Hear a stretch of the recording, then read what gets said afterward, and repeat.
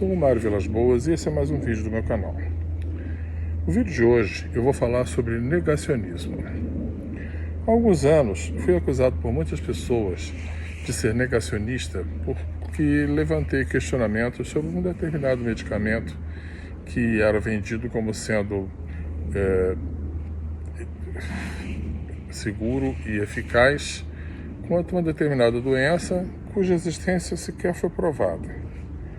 Se você acha que eu estou sendo negacionista da ciência por pôr em dúvida a existência da doença, eu peço que você ponha aqui embaixo nos comentários o seguinte: o nome do cientista que isolou o vírus que provoca essa doença.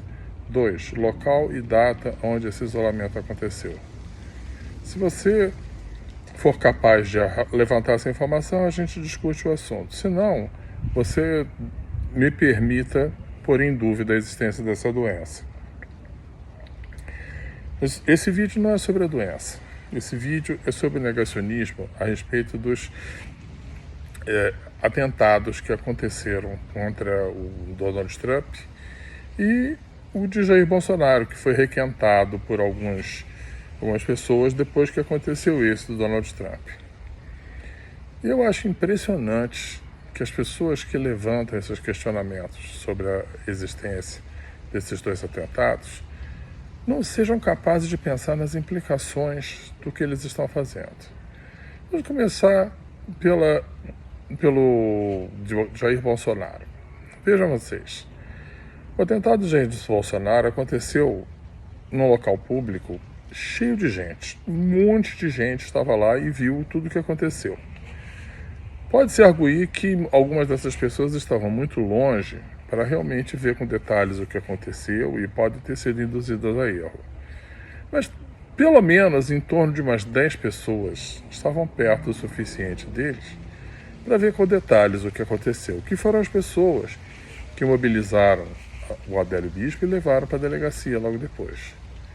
Bom, se a facada foi falsa, se isso foi tudo uma encenação, então, pelo menos essas cerca de 10 pessoas participaram também dessa encenação. São todas cúmplices dessa história. Mas não para por aí, não. Veja vocês, o Adélio Bispo foi levado pela delegacia e o delegado prendeu um inocente.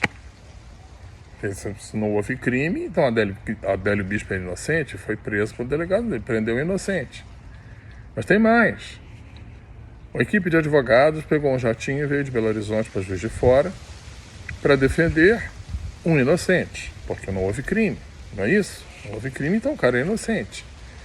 E esses advogados de alto gabarito defenderam uma pessoa inocente, arguindo em juízo que o cara era culpado de um crime que não existiu.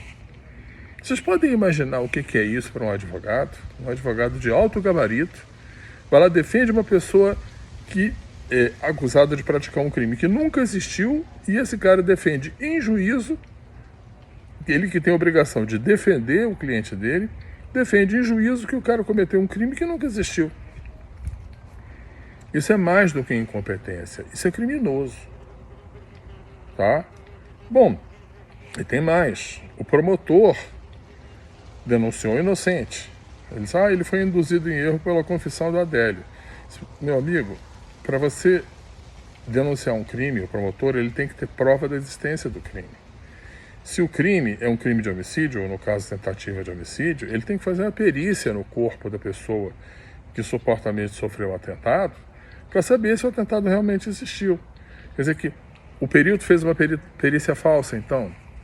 É isso? Então, mas tem mais, não acabou aí não.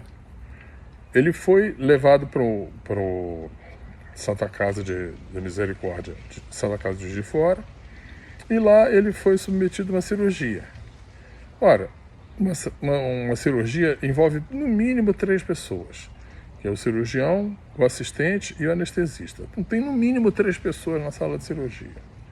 Os 3 viram o corpo dele com um ferimento que existia ou que não existia. Os 3 fizeram um relatório da cirurgia e puseram uma informação falsa lá. Falsificaram o relatório da cirurgia. Esse que vocês estão dizendo, isso é crime, gente.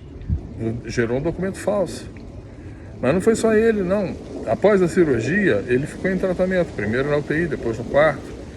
Vários enfermeiros foram lá trocar curativo, fazer a higiene dele, uma série de coisas. Todos eles viram a situação dele. São treinados, são profissionais da saúde.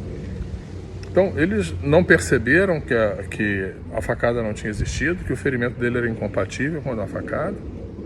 Ou eles são partes também do sistema criminoso, do esquema criminoso.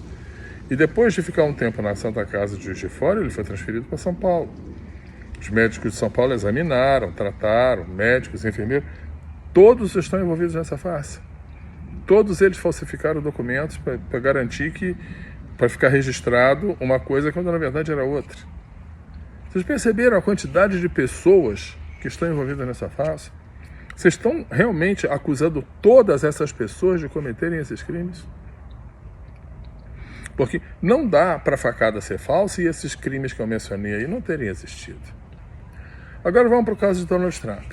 Já estão dizendo a mesma coisa, que aquilo foi tudo armação. Bom, 2 pessoas morreram no local. Uma terceira ficou gravemente ferida, foi internada com risco de vida. Não sei se no momento de que eu gravo esse vídeo, essa pessoa se recuperou ou morreu. Pode até ter morrido já na hora que eu estou gravando esse vídeo, não tenho certeza. Então veja você, se isso for armação, quem criou essa armação cometeu 2 homicídios e uma tentativa de homicídio. Ou, não sei se essa pessoa veio a morrer em consequência disso, são 3 homicídios. Então preste atenção, vocês estão acusando um ex-presidente dos Estados Unidos, que possivelmente será o próximo presidente, a gente não sabe, porque é eleição, mas pode ser que ele se torne o próximo presidente dos Estados Unidos. Vocês estão acusando esse cara de praticar pelo menos 2 homicídios e uma tentativa. Vocês sabem o que é isso, gente? Isso é crime nos Estados Unidos, presta atenção. Vocês podem ser processados nos Estados Unidos por dizerem essas coisas em público, porque isso aí implica acusar o presidente, o ex-presidente e possivelmente futuro presidente de crime de homicídio. Isso é muito grave, gente. Tá? Mas tem mais, veja você, a pessoa que deu o tiro morreu no local. Vem cá, ele foi avisado de que fazia parte da missão dele morrer no local ou ele foi traído? E se o plano era ele sair dali com vida, como é que ele ia fazer para sair de lá e o que deu errado? Por que ele não conseguiu sair, se o plano era ele sair de lá? Já pensou nisso daí, gente? Tá? Então veja quantas pessoas vocês estão envolvendo nessa história. Quantas perguntas vocês vão ter que responder se quiserem realmente sustentar isso que vocês estão dizendo.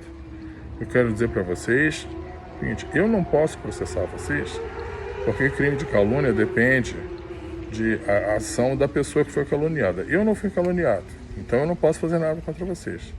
Mas eu espero, sinceramente, que todas essas pessoas que eu listei aí agora, pelo menos uma delas, mova essa ação contra vocês. E em se tratando dos Estados Unidos, eu espero que vocês sejam chamados para responder processo nos Estados Unidos.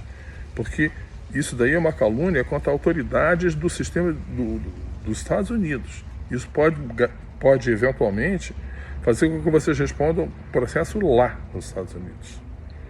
Tá? Então, pensem bem antes de dizer um absurdo desse tamanho.